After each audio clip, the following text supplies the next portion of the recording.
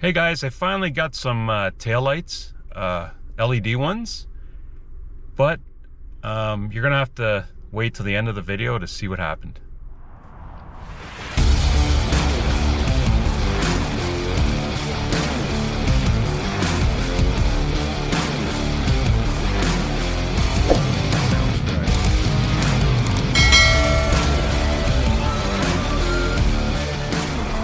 Hey guys, it's me, 𝙂𝙚𝙖𝙧. Today we're back in the garage again with the 2024 Chevy Trax. We're going to do a mod that I've been trying to do for quite some time. We've done the reverse lights. They work. We got last fit. Today we're using AUXBEAM to put bulbs and decoders in the brake lights and the turn light signals. We're going to show you what we got here. Let's get to it. Alright, first off, I'd like to apologize for my extremely dirty car. We're just starting to get better weather in our area. So, it's starting to warm up now. Look at these bad boys. So those are the bulbs we're going to put in. And so these should be the decoders. I haven't really looked at these too much. Yeah, and these are the AUXBEAM decoders. Damn! You're gonna need 2 per side, and I'm gonna warn you guys, I'll leave the links to all this stuff, but yeah, this is a pretty expensive mod. At the same time, I don't think most of you know what I'm going to be talking about here, I don't think we're going to get any Chevy Seeker lighthouse assemblies from like Korea or China or anything like that. So this is the next best thing. I want to give a shout out to I don't want to mention anybody's names here, but his name starts with a J, and we've been keeping communication. He's done his own research on this, and it's worked for him. He didn't use these decoders. He actually used different I don't know what you call them. It's like a decoder, but let's see. Yeah, so there they are.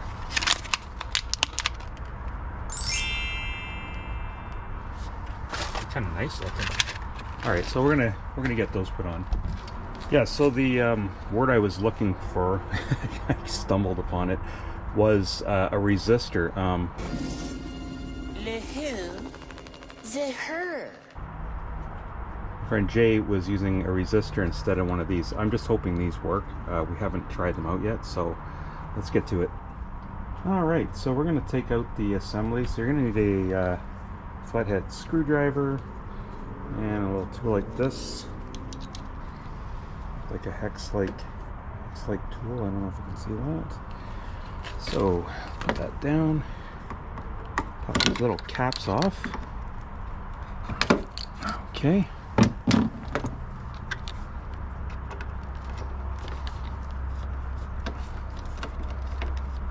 Yeah, this is very easy to do. They actually make these very easy to come off. I've done this so many times, just trying to try out different bulbs with this vehicle, and pretty much everything's failed. So I'll leave links to those too, our cards. This one's always a pain here. Alright, that comes out.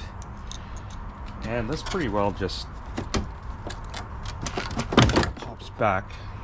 Want to be careful with it. You want to scratch the paint. Alright, so I went and got myself a towel. The reason why is you want to rest this down on here. I think there's a way you can take this whole thing out. I just don't want to get involved with that. So what I'm going to do is stick a towel back here and pretty well just let it rest. Try not to let it fall down. Yeah.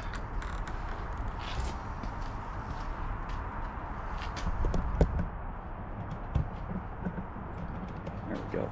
So the ones that we want to take out are this one here. Here's the stock bulb. There's the other stock bulb. Alright, remember to grab a some gloves too. So yank those out.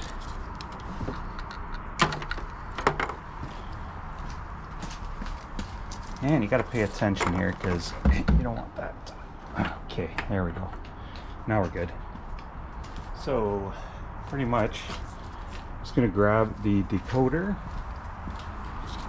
and make sure it's plugged in the right way. That way. Okay, that's in there. Now obviously on the other end you're going to put the bulb in. Alright, so we put the bulb in.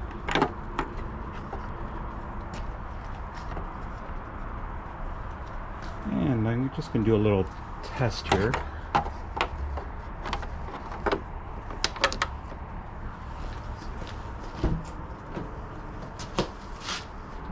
power going to that.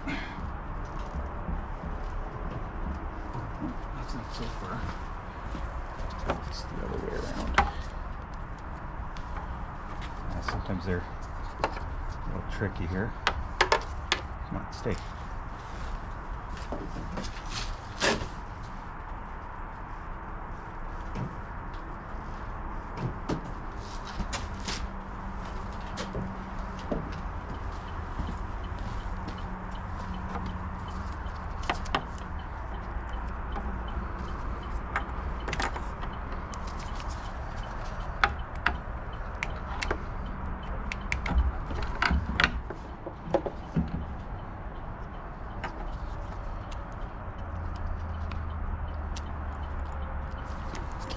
Right, I had to play around with these. It looks like they got to be put in a certain way, so they do work.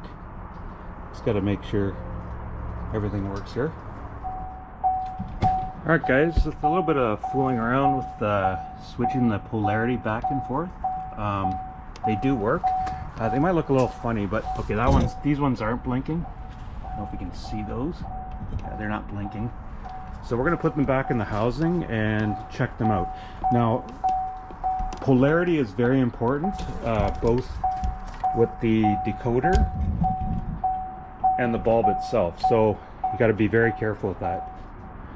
All right, guys, one thing I want to be very honest about is these fit very loosely on here, I found. I did initially lose one into the housing. Slap yourself. And I had to, luckily I got it out pretty easy, but it could have been a lot worse. So I'd tape these if I were you. They're secure in there. Just make sure they're not going to fall out. So when you do put it back in, it's in there snug. So just be careful when you're putting it in.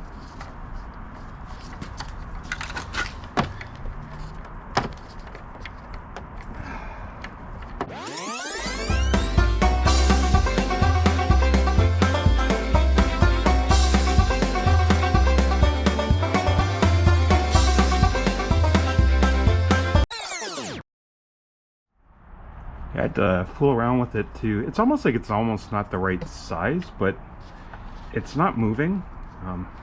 Just make sure that part's straight in there and that it's got no play. Do the same to the other side. Got to make sure that gasket is also lined up properly. Where is it here? Should put that back in there first. Put that in there.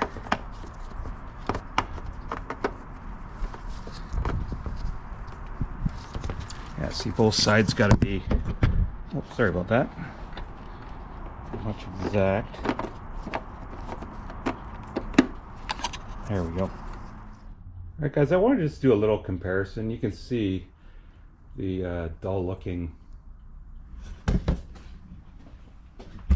lamp, and then you got this, which is much more crisper and a nice bright red. And this is what we're looking at right now. There you go. We're doing a little test here for hyper flashing. We got the left signal turned on. The other one's not. So now we're going to do this side here. All right, now we got the right side, passenger side, and you can see there's no hyper flashing. and it works. I think the next thing we'll do is we'll take some night shots. I still got some light in here, so we'll do that when it gets a little bit darker out.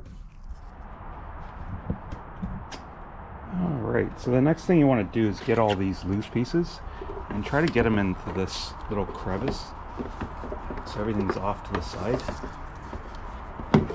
And slowly line it up.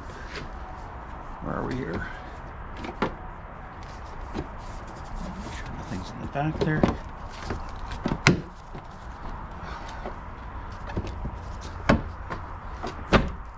Push. Nope, still not going in.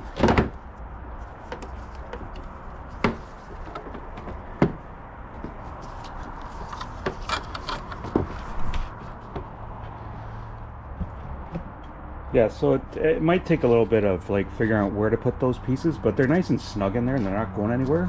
This is in, and you can see on the camera it might look like it's like going like all over the place. It's a solid color right now, I guarantee that. It's just the camera and the way it is. So we'll do the same to the other side, and we'll go out for some night shots later. Alright, so there's the right passenger side in. See, everything's good. And excuse me for the dirty vehicle. There we go. Alright guys, it's early morning. I'm on my way to work. The sole purpose of this part of the video is to show you that we're not running any hyper flashing or that any codes come up on the car. I'm going to fast forward this, put it in fast forward mode. We're just going to test it going on the highway and such. So bear with me. This is just a part of the video where we can confirm that there's no codes and no hyper flashing. So here we go.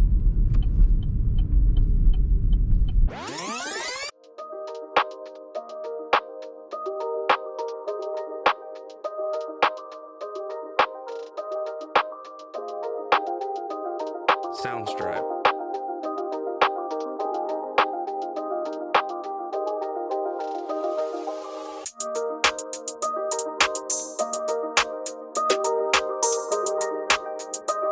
Soundstripe.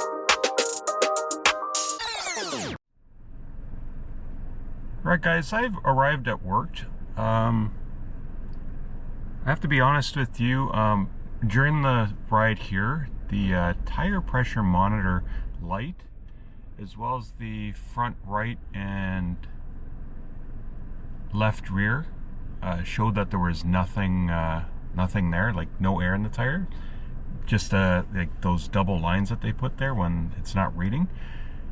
Now the good thing is it did go off, which in the past, and none of the bulbs that I tested, lights went off. They always stayed on, and the light, the actual orange tire light, stayed on as well. So this time it's working. On the way home, I'm going to test it again. I'm guessing that the system just worked itself out and is reading properly. Let's hope it's that's the case. If not, then these ones are a fail. But we're keeping our fingers crossed on this one. Alright guys, I'm just leaving work now. I'm going to monitor this on the way home, and hopefully these lights don't show up. The TPMS, we hope those don't go. So let's make our way home.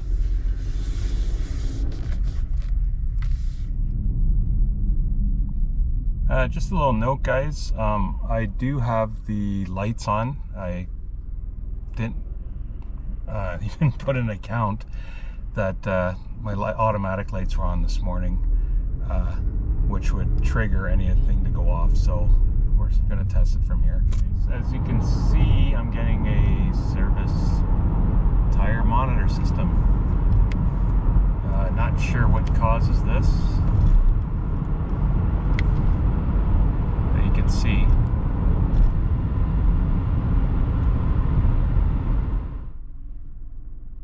Alright, so I made a stop off before I made my way home, and it didn't turn off this time, the TPMS, so not sure if it's going to turn off after I turn the car off. Let's turn it off and start it up again.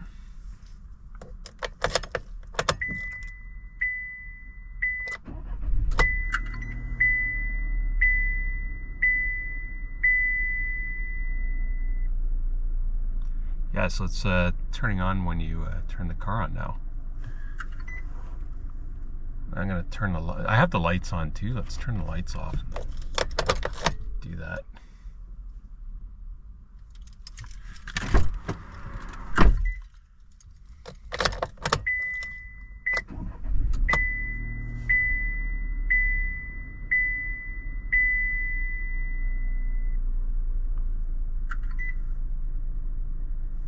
Yeah, so apparently it still stays on.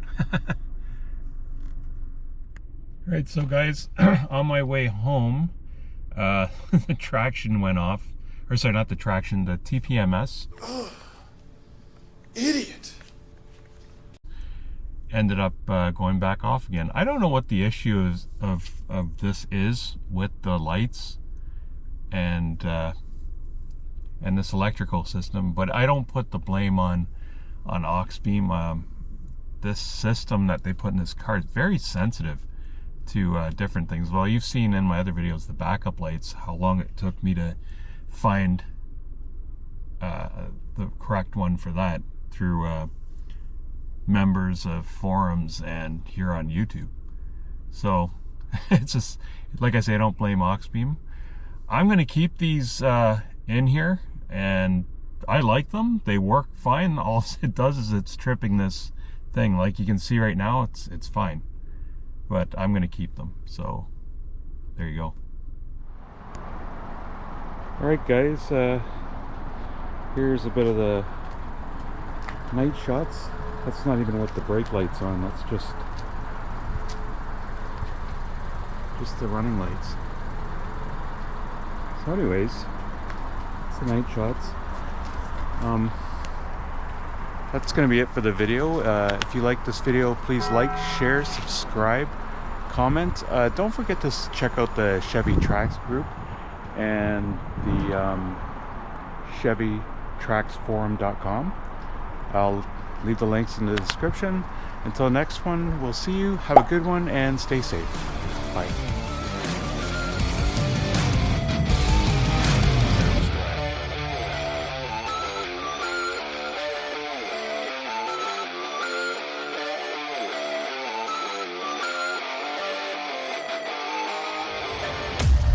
𝙑𝙬.